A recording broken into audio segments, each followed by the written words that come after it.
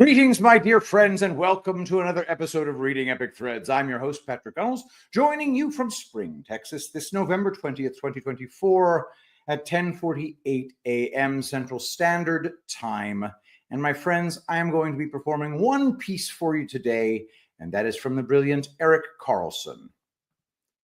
The piece entitled Paul Tyson Fight and Election Analogy is from ericc.substack.com. Don't believe the hype. As 120 million people watched on Netflix, I watched the Jake Paul and Mike Tyson fight from a bar in Austin, Texas, while on a work conference trip. The bar was full of people in their 20s, 30s, 40s, and a few 50s, but mostly people in their 20s.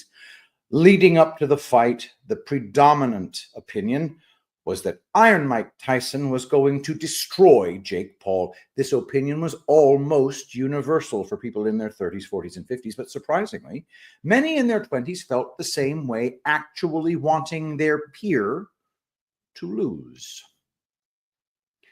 Let me take a step back for anyone who is unaware of the boxing event, or rather spectacle, that just occurred. Mike Tyson, a 58-year-old former heavyweight champion who first became a champion at the age of 20, was challenged to a boxing match by brash and controversial 27-year-old social media multimillionaire turned boxer Jake Paul.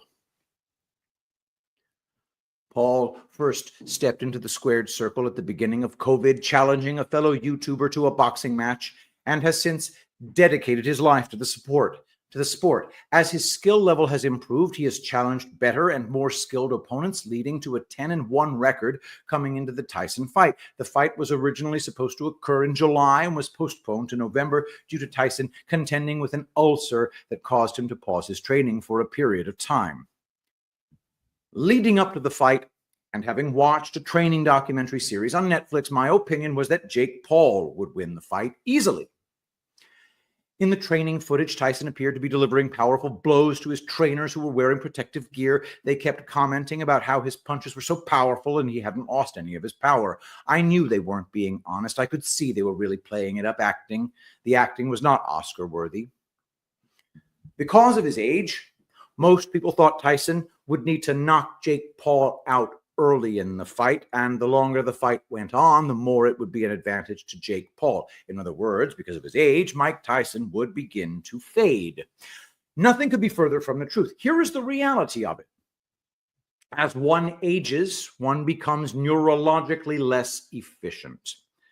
I'm not a doctor or a scientist, but basically, as you age, the neurons and nerves don't fire as effectively. In other words, you just can't generate the same amount of force that you were once capable of generating. You could weigh the same at 58 as you did at 27. You could even have a similar body composition, but the neurons and nerves just aren't capable of firing as they once could.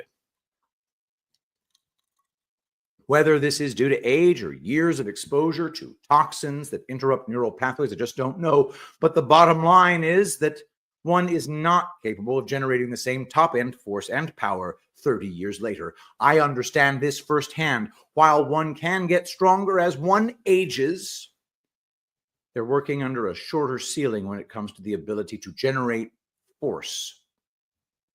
An elite former athlete like Michael Jordan can't jump as high as he did when he first got drafted into the NBA, no matter how hard he trains today. I understood leading into the recent fight that Mike Tyson likely didn't have the ability to generate enough force to knock out Jake Paul early in the fight, and as the fight went along, Tyson would likely not fade the way most thought he would. Endurance is something an athlete can actually maintain as they age. I believed that even though Tyson is a similar body weight as he was 30 years ago, he likely only possessed about 70 to 80% of his original punching power, and this would not be enough to finish Jake Paul via a 1 or 2 punch knockout. As it turned out, Paul seemed to fear Tyson earlier in the fight, but as the fight went on, he didn't appear to be intimidated by Tyson's power any longer and went on to dominate the fight. Tyson landed only 18 punches in the 8-round fight. Tyson shuffled his feet in a way that made me think of Joe Biden, who neurologically isn't the man he once was. In watching the fight, I couldn't help but think of it as an analogy. I'm not saying the fight was rigged.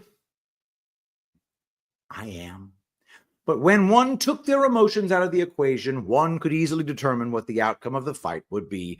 But one would need to remove himself from the hype and narrative in order to see the likely outcome.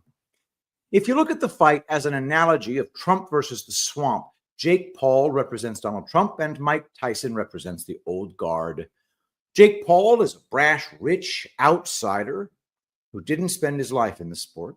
The media experts and non-experts alike believe Jake Paul didn't stand a chance against the established Tyson. Many in the public actually wanted Paul to lose because of his brash attitude, his mean tweets, if you will. They wanted the underdog to lose, but ironically, Vegas had Jake Paul as the overwhelming favorite to win. Convinced by the media, the public believed Jake Paul would lose, but the experts with money on the line saw it the other way around.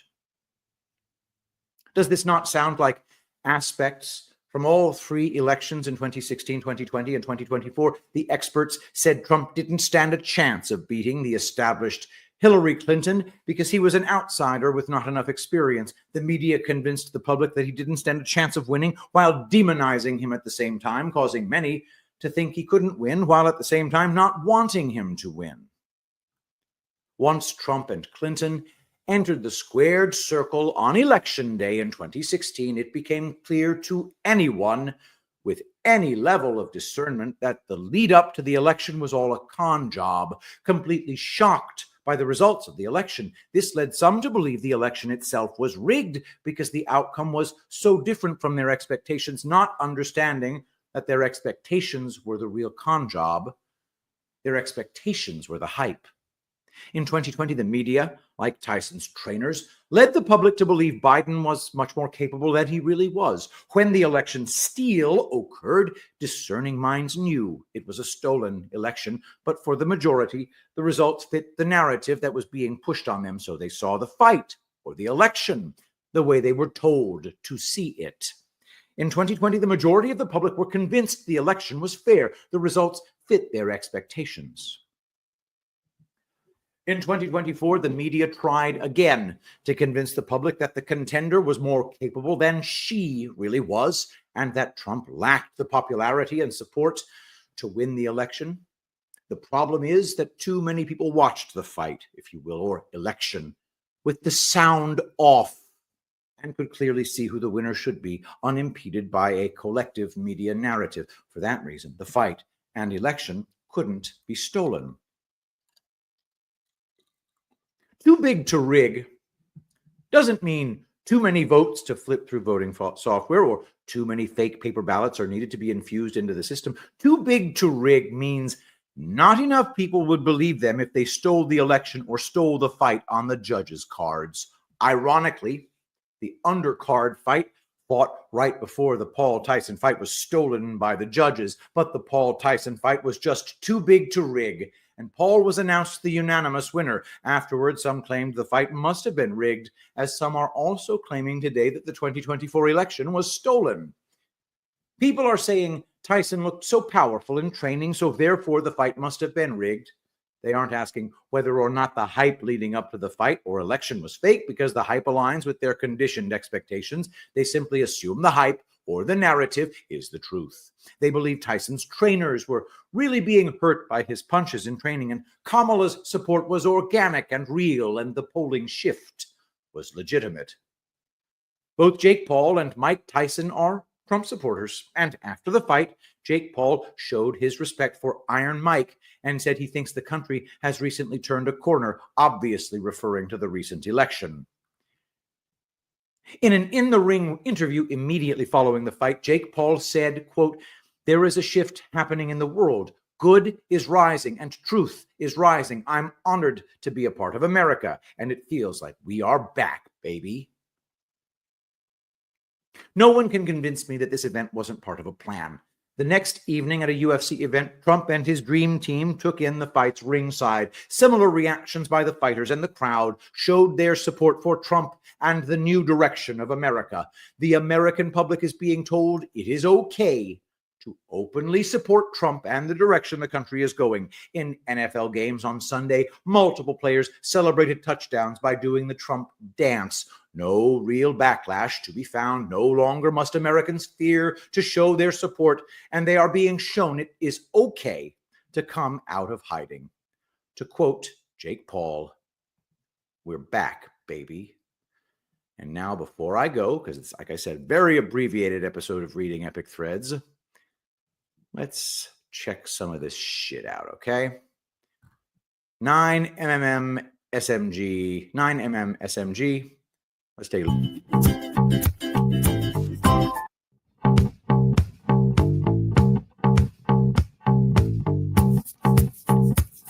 Okay. He's not guarding his face. He's giving his face. Here, have my face, please. You want my face? Enjoy my face. Nah, I'm gonna miss. Does that make sense? Okay, whatevs. So there's that. Then in response to that, this other guy, let's see.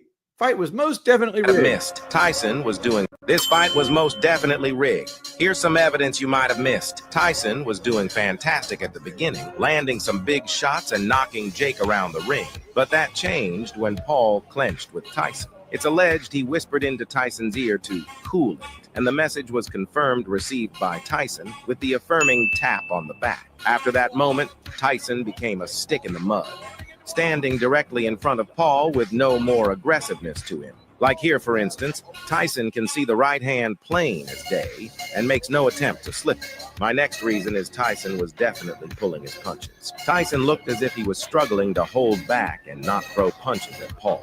Here's a perfect example. Tyson deflects the shot off his shoulder, comes up in perfect position to land a counter right hand, but does nothing. Very uncharacteristic. And my final reason is Tyson biting his glove. The reason he was doing this was to remind himself not to throw punches and let Jake control the pace. Was this fight a fake? Let me know in the comments.